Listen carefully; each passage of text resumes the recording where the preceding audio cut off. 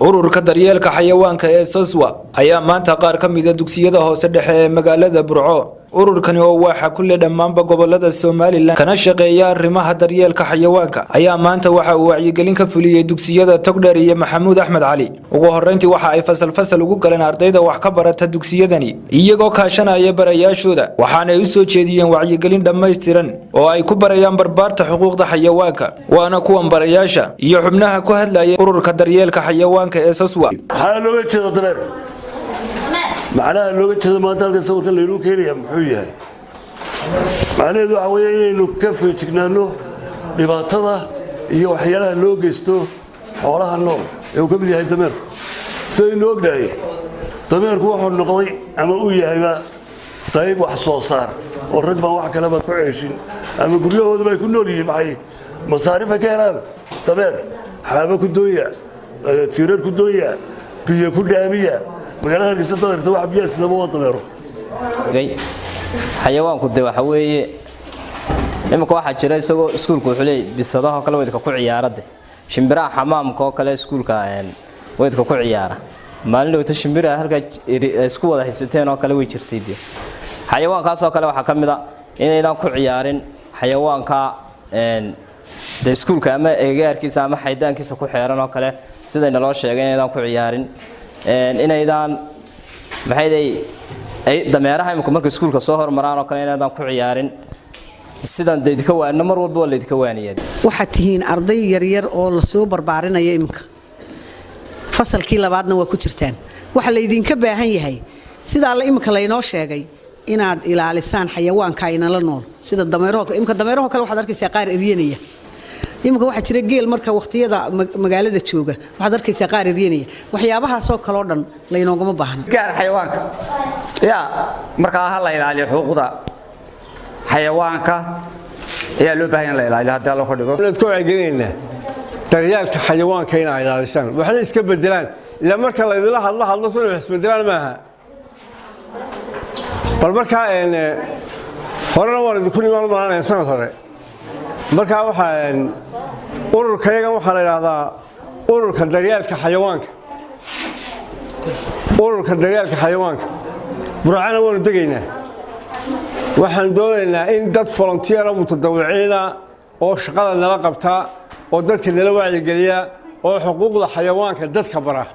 baa loo baahan yahay diyaar mootiin ururka la yiraahdo saws oo marka la soo ururka daryeelka xayawaanka iyo bulshada waa urur maxalli ah oo samafala waa urur ka howlgala dhammaan gobolada Soomaaliland fadhigiisuna yahay caasimadda Hargeysa waxa ururku labadii sanadood ugu dambeeyay ka shaqeynayay degmada Burco iyo nawaaxigeeda ujeedada weyn waxay ahayd dadka si loogu wacyigelin lahaa daryeelka xayawaanka khaasatan dameeraha lagu shaqeysto ururku waxa uu ka howlgalay isaga oo kaashanaya ururka partnerka la ee la yiraahdo Dom Sanctuary ayaa waxaanu fulinay in aanu ardayda iskuulada ka wacyigelino in iskuulada ardaydaasi ay daryeelka inay ilaaliyaan daryeelka xayawaanka la nool waxa aanu fulinaa bishiiba mar in iskuulada ku yaala degmada Burco iyo nawaaxigeeda aanu ka wacyigelino ardayda waliba khaasatan kuwa primary-ga ilaalinta daryeelka xayawaanka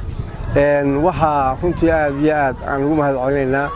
macallimiinta dugsiyada degmada Burco oo qayb xad la ka qaatay hirgelinta mashruuca wacyigelinta ardayda iskuulada lagu wacyigelinayo waxaan aad ugu mahadnaqayaa runtii macallimiintaasoo kaalin weyn ka qaatay noo fududeeyay ardayda inaanu gaarsiinay message-gaas iyo fariinta ah inay ilaaliyaan daryeelka xayawaanka la nool waxa kale oo aad ugu mahadnaqaynaa dawladda hoose Burco iyo golaha deegaanka iyo gudoomiyaha golaha deegaanka ee Burco Mr. Muraad oo iyaguna qayb xad la ka qaatay sidii mashruuca ayaga uu ku hirgelin lahaa annaga oo runtii qaybaha kala duwan ee bulshada u qabanay seminaaro iyo wacyigelin ku saabsan dameeraha lagu shaqeysto in dadku ilaaliyaan xuquuqdooda isla markaana dawladaha hoose khaasatan dawladda hoose Burco u samayso sharci ee ilaalinaya daryeelka dameeraha waayo waxaad moodaa dameerka in la iloobay xoolaha kale aanu la mid ahayn xoolaha kaloo dhan waa laga shaqeeyaa laakiin dameerka waa neglected waa la iloobay runtii manfac weyn uu leeyahay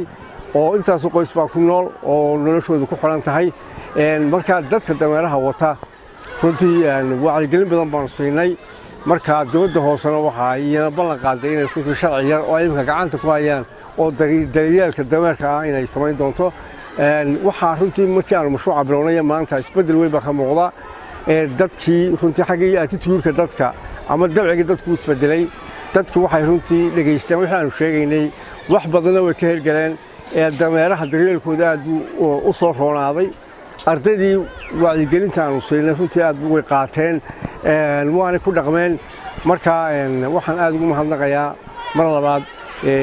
macallimiinta iskuulada Axmed Nuur Ciise Maxamed Samrawi telefishinka caalamiga ee SBS magaalada Burco.